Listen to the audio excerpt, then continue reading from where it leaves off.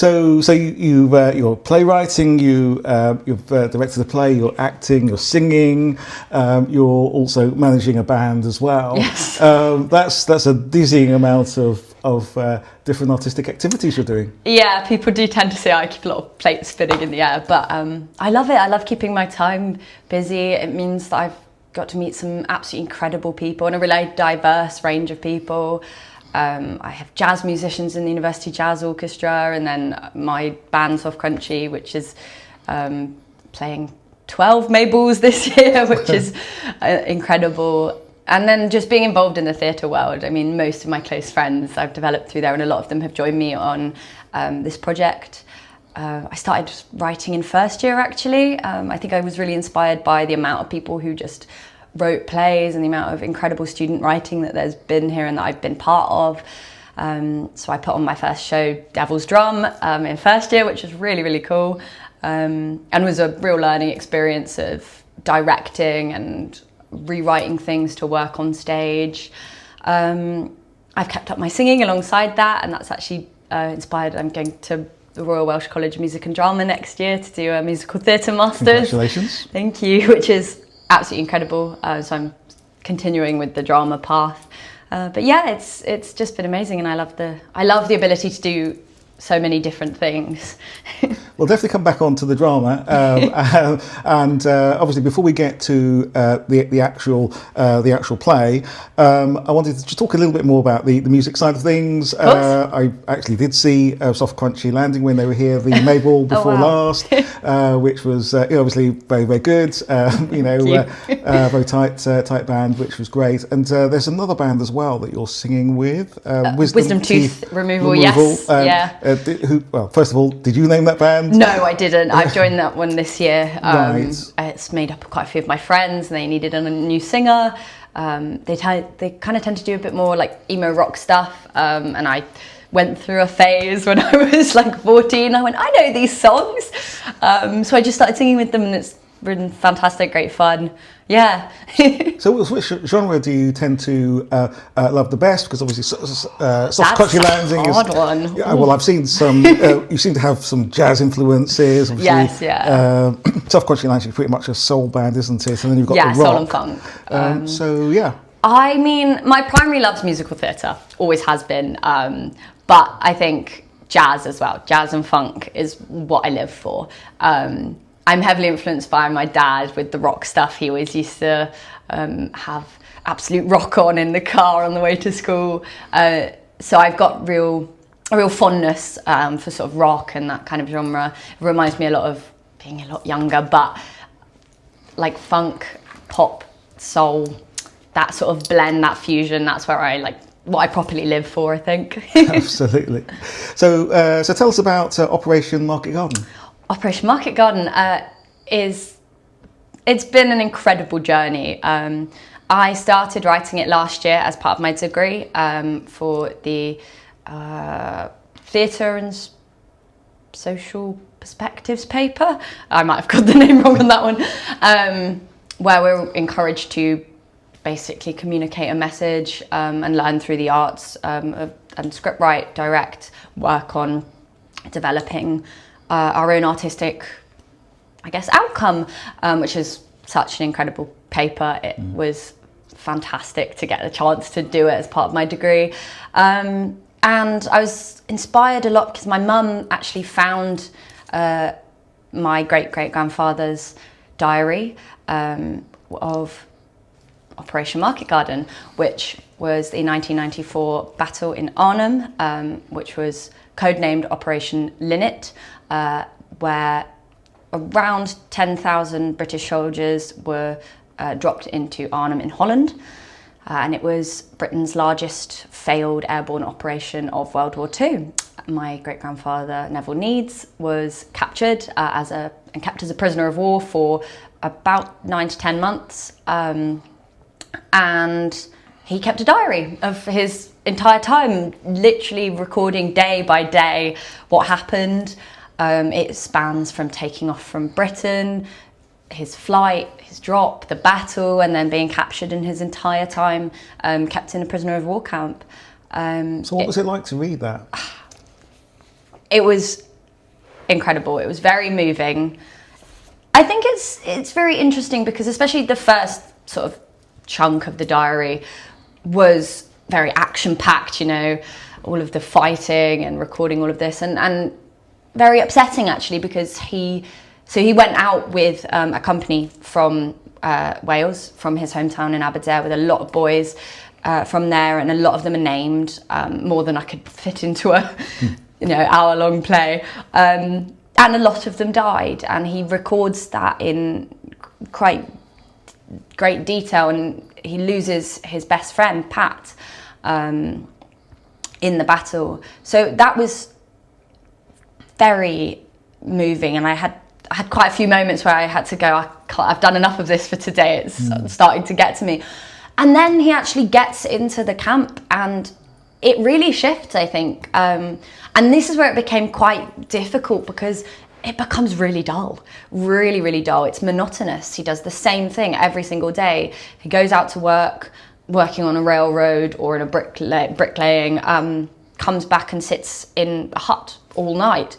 It was the same group of men, and it becomes really, really monotonous. And actually, I think it really flips this wartime view that we have, that it was all action all the time, everyone was fighting, and that it was, as not saying it wasn't terrifying, but they sort of established a normalcy of it. They put up Christmas decorations, you know, they had a wireless in their hut, so it wasn't quite as horrendous once they had established the company in the camp, as you might think it was. And then it flips again when the Yanks come to alleviate them and let them out, and that is also just it's just, I think, a lot of emotional switching back and forth from boredom to intense anguish and fear and sadness, and like just complete depression and desperation at losing so many people that were important to him. And even in those times where things were pretty steady or routine, there must have been that level of fear that was still there. So what did the diaries really tell you about the coping mechanisms that he and his fellow comrades were going through? I think it's a level of retreating. The entries become really short and they become really repetitive. He genuinely lists for weeks at a time simply what he has for dinner and what time he clocks off at work. And I think that, you know, that level of suffering is going to kill any sort of artistic output. And my great-grandfather was a very, very artistic guy. I think it's where I get a lot of my writing from. I've actually got a book of his poems in my room that I found recently that are brilliant, like rhyming sonnets and just incredible pieces of art that have lasted almost 100 years. Do any of those make it into the play? They haven't, because I've only just come across them, but okay. I'm actually now thinking that I'm going to rework them into... So with his poetry and his sonnets, it's clear to see where the artistic lineage has actually come through. It's really nice, actually. I think that it's filled me with quite a lot of family pride and hope, and just joy that it's something that's actually run in my family for years. So at the same time, while he was in the prisoner of war camp, his wife Mair was running the grocery store. She was, yes. Clearly, there's a story of two halves now. How does your play really treat Mair's side of things? So I know more about Mair because she was a big driving force in my mum's life when my mum was little. They would spend every weekend down at Mair's house. And I think Nev, as you said, a sort of coping mechanism, retreated into himself. He became quite cold, quite distant, understandably. So a lot of the real passed down non-written memories that I have are from her side of things.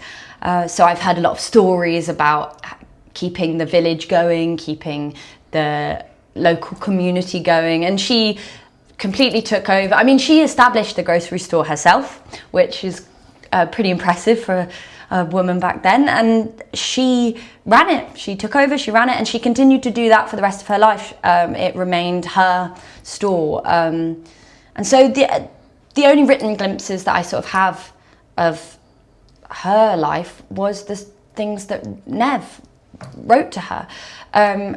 And so I've brought her to life in the play because I thought she was too important to sort of leave out, and he wrote so many entries of the hopeful entries of keeping going so that he could get back to her.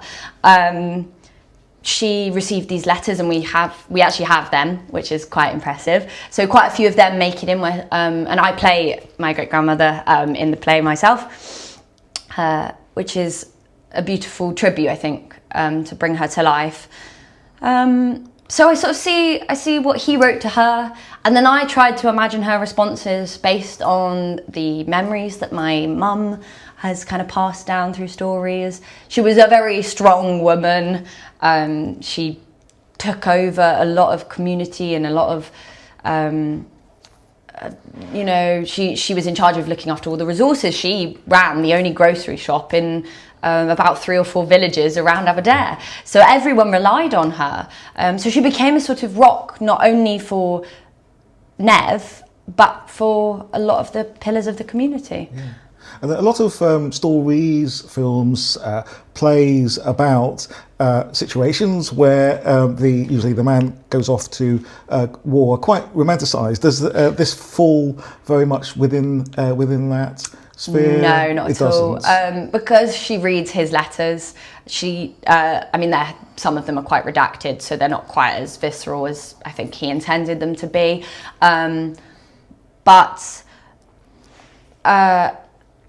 There is an element of romanticism in that she is writing from a place of hope. So she says things like, everybody's doing well, we're rooting for you, everything's fine here. And it probably wasn't. There was scarcity, it was hardship, a lot of hard work, and a whole population of men that just completely disappeared. So there's that hopeful side of romanticising it, but I try to keep her as real as possible, and I try to keep their dynamic as real as possible. And because she does read his letters, it's all okay and it's all fine. I've just received a letter where you've told me that Pat, who is our next door neighbour and whose wife is our next door neighbour, is dead, and I now have to deliver that news to her. And actually, in one of her letters, and it's a story that had been passed down, she says your letter, Nev's letter, got to her faster than the telegram to Pat, so she was the one able to break the news that Pat had died. In terms of working from Nev's diaries, what was it like really to work with somebody else's words and then turn that into a it was really hard. Yes. And I love verbatim theatre, so it's something I've worked on quite a lot. Last year I directed The Laramie Project by Moses Kaufman, which is a verbatim theatre piece about the killing of a gay boy in America. And that was my first sort of touch with verbatim theatre, and I really went, wow, this is incredible. I think the biggest thing with it, and the biggest issue that I found as such with the diary, is that it wasn't written to be performed, but you want to stay true to what was written.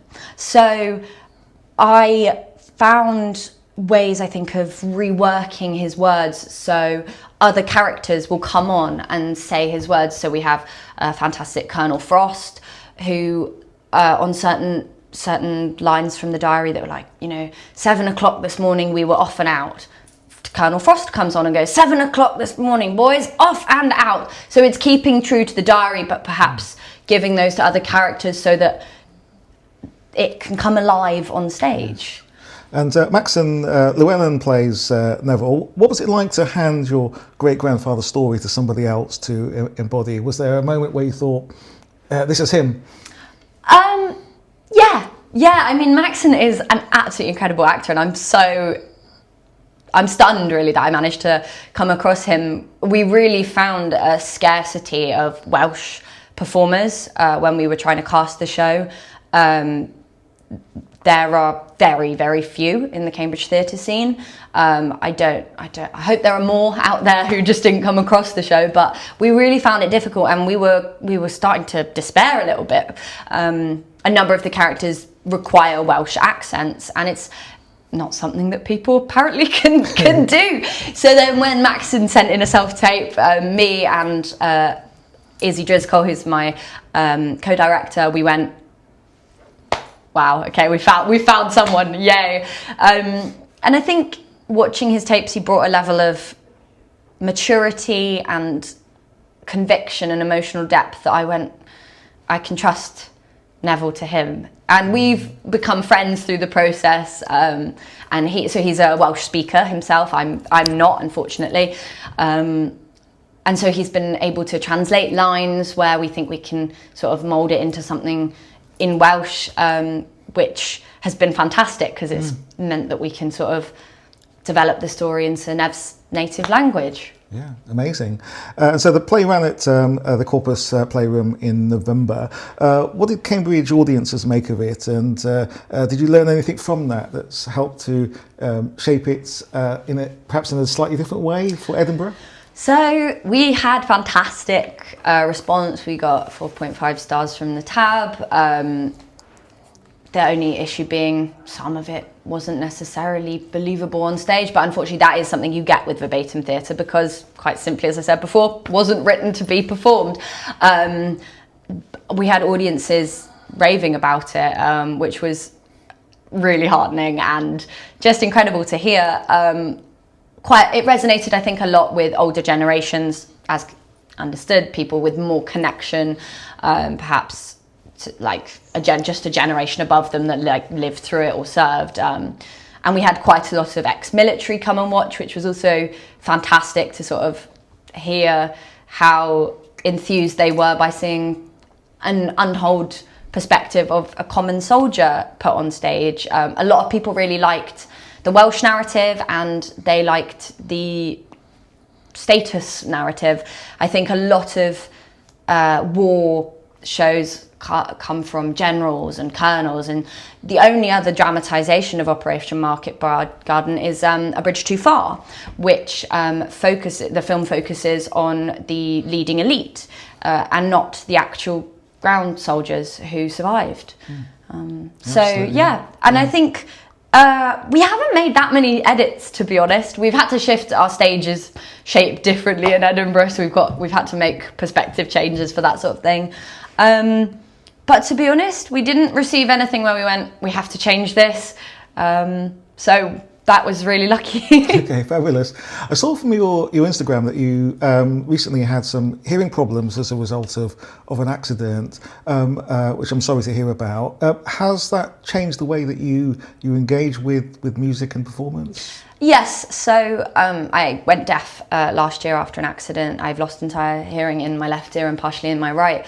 And I now wear hearing aids, which has been a huge development. It definitely has. I think I'm not as carefree with it as I used to be. I don't take for granted being able to hear things. I find loud environments really difficult, and I'm adapting slowly to sort of a new normal. I desperately tried to organise a sign language interpreter. Unfortunately, we couldn't get that arranged. There wasn't someone who was fluent in sign language available on the nights the show was on. But it's something that I'm arranging for the show in Edinburgh, is to have at least one night of it signed, because I now appreciate this whole sensory loss that I wouldn't even have really thought about before. And to me, it's become incredibly important to make theatre inclusive for so many different needs and different audiences. Yeah. So yeah, it really has affected the way that I interact with it, I think. Absolutely. Of course, the Edinburgh Fringe is one of the most exciting things that someone in your field could actually do. Do you feel ready? I don't know. So I directed a show at Fringe last year, and I think that has given me a really great springboard. I worked with a really talented team.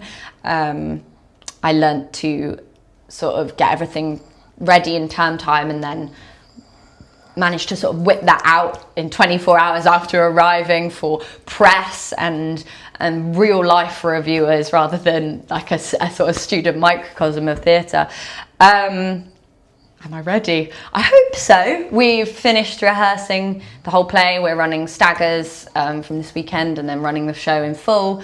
Most of the company is exactly the same, so I really trust them, and our new performers are absolutely incredibly talented, and they're keeping up and getting really, really ingratiated in the company, which is amazing. What are you most looking forward to, and what are you feeling nervous about? Is there any particular aspect obviously of it I'm nervous about reviews. I'm nervous about the response. I hope that people will enjoy it and understand it and come away with the same feelings that I do, which is a newly instilled hope, and with an interest in sort of different perspectives on these huge events, and diversifying theatre, bringing Welsh narratives back. I think it's really important. We don't get much of it in the theatre world, and I think that this is hopefully contributing to that. I'm incredibly excited. I'm excited about it going on. I'm excited probably for the third or fourth night, when everyone's settled down, got into the routine, figured out what space we have. Edinburgh Fringe is very concentrated. You know, you get an hour of tech in your venue the day before, and then you're expected to open and go on stage. And that's an even shorter turnaround than in Cambridge. So yeah, I'm definitely nervous about how that's going to work, but I trust my company, and I'm really, really proud of the work we've done so far. Absolutely. And for those that do see the play in the Edinburgh Fringe, what are you hoping that they would take away from it? I hope that they might find a new passion for verbatim theatre. I think it's one of the most important forms of theatre. It's true to those that lived an event. And I think that we can't get closer to the truth on stage than that. And I hope they come away with a sense of hope and a newfound understanding of the bravery of those men back then, but also anyone sort of thrown into conflict, whether they want to be there or not.